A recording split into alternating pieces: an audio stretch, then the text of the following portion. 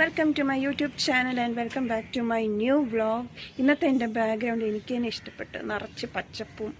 അത് ഈ ഒരു ബാക്ക്ഗ്രൗണ്ട് ഞാൻ ഫസ്റ്റ് ടൈം ആണെന്ന് തോന്നുന്നു പിടിക്കുന്നത് എൻ്റെ വ്ളോഗിൽ. അല്ലെങ്കിൽ സ്ഥിരം മതിലിൻ്റെ സൈഡിലും ബാൽക്കണിയുടെ പുറത്തും അകത്തും ഒക്കെ തന്നെയായിരുന്നു എൻ്റെ ബാക്ക്ഗ്രൗണ്ട്. ഇന്ന് ഞാൻ ചേഞ്ച് ചെയ്തിരിക്കുകയാണ്. മഴക്കാറും ഗ്രീനറിയൊക്കെ എനിക്ക് ഒത്തിരി ഇഷ്ടപ്പെട്ടു.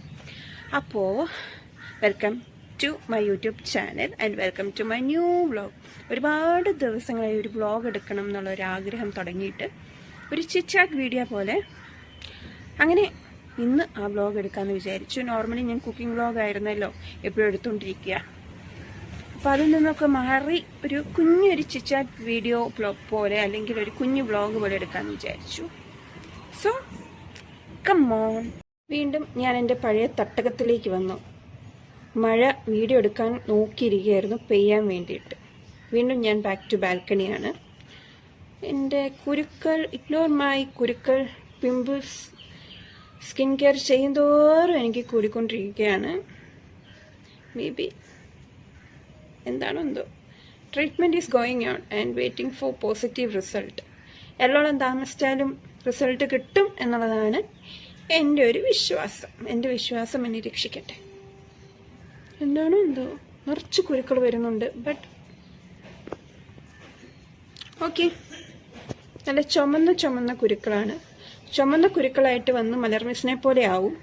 അവസാനം അത് കറുത്ത പാടായിട്ടാണ് വീണ്ടും അത് പരിണാമിക്കുന്നത്. എന്തായാലും നോക്കാം, മാറുമായിരിക്കും. ഹലോ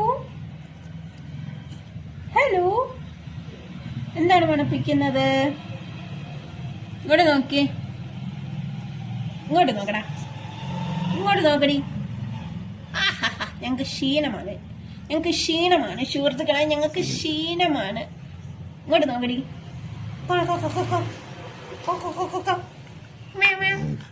അത് ഞങ്ങൾക്ക് ഈ മാല ഇനി പൊട്ടിക്കരുത് കേട്ടോ.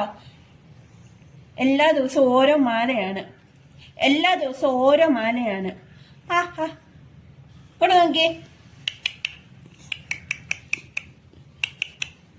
ഇങ്ങോട്ട് നോക്കടാ. അയ്യാ, നിന്റെ കൂടെ കളിക്കാൻ ആരെക്കൊണ്ട് കഴിയുന്നു? പോ, ഇങ്ങോട്ട് നോക്കിയേ. Say hi. കൈ മുയ്യ അഴുക്ക. ഈ കൈ കൊണ്ട് എങ്ങനെ ഹായ് കാണിക്കും?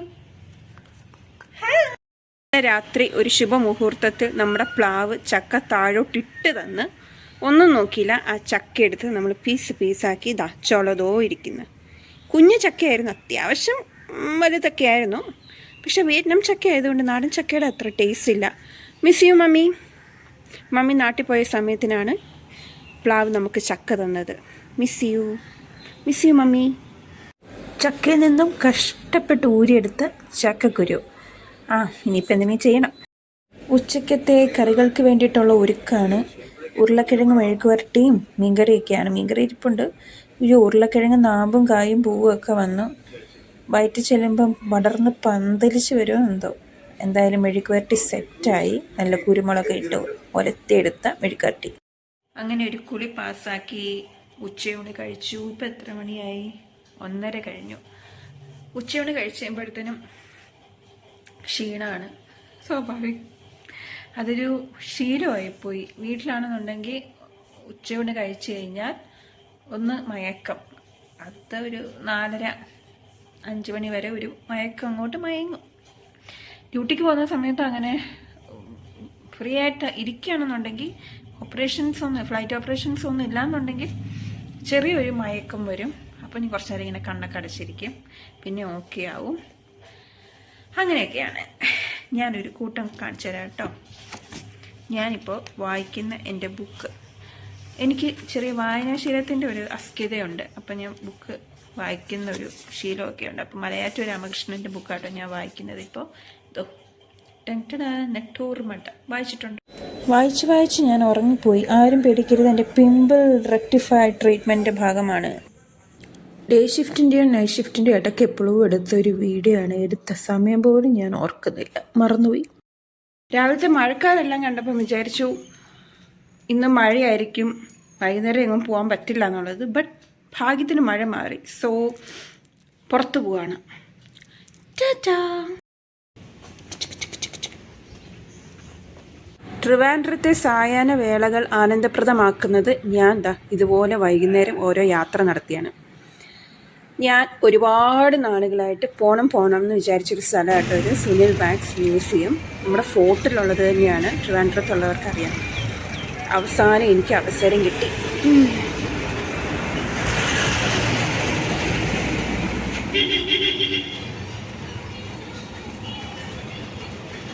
ഇദ്ദേഹമാണ് മിസ്റ്റർ സുനിൽ. ഇദ്ദേഹത്തിൻ്റെയാണ് വാക്സ് മ്യൂസിയം.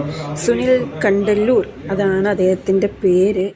ട്രിവാൻഡ്രത്ത് താമസിക്കുന്നവർ, ട്രിവാൻഡ്രത്ത് വരാൻ ആഗ്രഹിക്കുന്നവർ തീർച്ചയായിട്ടും കാണേണ്ട ഒരു ഒരു ഒരു ഒരു മ്യൂസിയമാണ് സുനിൽസ് വാക്സ് മ്യൂസിയം.